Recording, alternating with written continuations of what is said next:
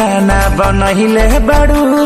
भोरही से मुँह लटकहिले बाड़ू तो का करी ए रानिया खाना पीना ना बनहिले बाड़ू भोरही से मुँह लटकहिले बाड़ू काहे बेचैनी में बाड़ू करे जा देखल न